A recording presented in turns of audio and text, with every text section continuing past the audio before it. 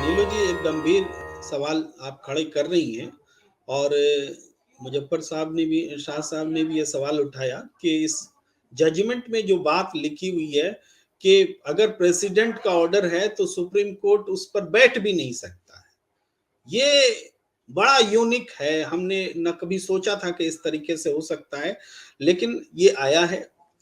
दूसरी बात ये है कि इसमें कई बातें भी हैं जिसमें हम टेक अवे हम उससे ले सकते हैं। जैसे धारा 370 के बारे में कहा गया है कि ये इंटीग्रेशन का प्रोसेस जो है इंडिया में जम्मू कश्मीर का, उसका पार्ट था। तो इसका मतलब क्या है? अब तक इसको इस रूप में बताया गया कि धारा 370 जो है वो देश विरोधी है। माने शेष हिंदुस्तान में जो नारा लगता है, बताया जाता है, वो इसी रूप में बताया जाता है कि ये देश के खिलाफ है। और तो इस हिसाब से पंडित नेहरू को भी कटघरे में खड़ा किया जाता है कि ये सबकी जड़ जो है, जम्मू कश्मीर समस्या की जड़ यही है। तो सुप्रीम कोर्ट के स्टेटमेंट से ये लगता है कि नहीं, जम्मू कश्मीर के स्पेशल स्टेटस के लिए जो 370 है वो वास्तव में हिंदुस्तान के साथ इंटीग्रल होने का एक प्रोसेस है। तो इसका मतलब पंडित नेहरू भी गलत नहीं थे, मतलब मैं मोटे तौर पर बोल रहा हूँ। दूसरी दूसरी बात यह है कि इसमें कई सुप्रीम कोर्ट एक तरह से नतमस्तक दिख रहा है, इंडिपेंडेंट डिसीजन लेता दिख नहीं रहा है। अब जैसे इलेक्शन का कराने की बात है, तो लोकसभा का चुनाव भी तो होगा। जब जम्मू कश्मीर के लोग लोकसभा में वोट डाल सकते हैं तो अपनी विधानसभा के लिए क्यों नहीं डाल सकते? क्यों सुप्रीम कोर्ट इसको सितंबर के लिए छोड़ रहा है, जब एक नई सरकार आएगी? यानी मोदी सरकार को निर्देश देने का सामर्थ्य नहीं है सुप्रीम कोर्ट में। ये एक बड़ा प्रश्न उठता है कि इस सरकार में क्यों नहीं ये सामर्थ्य है कि अपनी सरकार में ये इलेक्शन करा ले। जब आप 370 को एब्रोगेट कर सकते हैं तो इलेक्शन क्यों नहीं अपनी सरकार में करा सकते हैं? ये भी प्रश्न उठता है।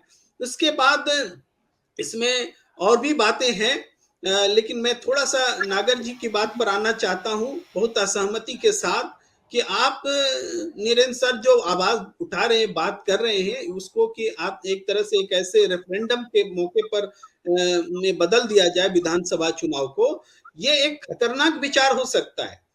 क्यों? कल को हिंदू राष्ट्र के नाम पर पूरे देश के चुनाव को बदल दिया जाएगा रेफरेंडम के तौर पर। कल को पंजाब में खालिस्तान के नाम पर रेफरेंडम का पॉइंट बना दिया जाएगा।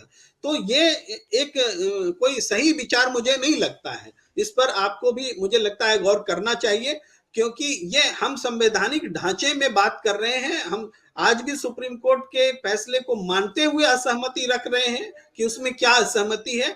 तो आज जो संवैधानिक पीठ बैठी है और जो फैसले किए गए हैं, उस फैसले में कई एक ऐसी बातें और भी हैं। आपकी बात से असहमति रखते हुए मैं बोलता हूं, जैसे जम्मू कश्मीर का आंतरिक संप्रभुता नहीं थी, ये बात ठीक है, पहले से आपने मान लिया, इसको आपने कहा कि संप्रभुता नहीं थी, लेकिन स्पेशल धारा 370 और स्पेशल दर्जा रहते हुए कहीं ना कहीं एक अलग संविधान था, तो वो बात भी कहीं थी। यानी एक बहुत थीन लाइन है यहाँ पर, जिसको कि स्पष्ट करने की जरूरत है।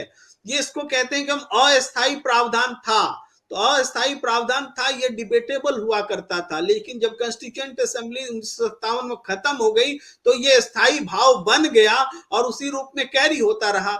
अब हालांकि चलिए सुप्रीम कोर्ट ने डिफाइन किया है कि ये स्थायी भाव है, तो मान लेते हैं, चलिए स्थायी भाव है।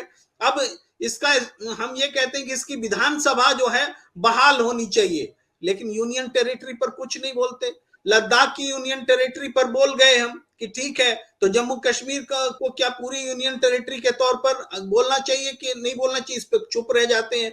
विधानसभा बहाल होनी चाहिए ये आप कहते हैं, तो केवल जम्मू कश्मीर की होनी चाहिए, लद्दाख की को मिलाकर क्यों नहीं होनी चाहिए? इसका एक जस्टिफिकेशन नहीं दिखा है इसमें जजमेंट में कि हम उससे सेटिस्फाई हो सकें कि आप जो कह रहे हैं ठीक है।